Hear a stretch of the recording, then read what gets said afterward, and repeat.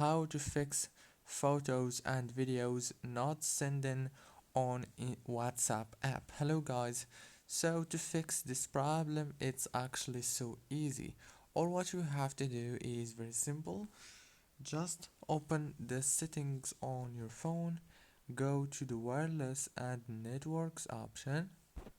Now right here make sure to go to the airplane mode and then enable it and disable it easily, and then do the same thing with the Wi-Fi, just disable it and enable it.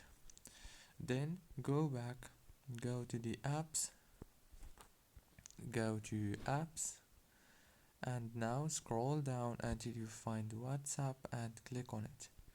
Now right here on this page, all what you have to do is click on the first stop option, and after that all what you have to do is restart your phone or turn it off and on.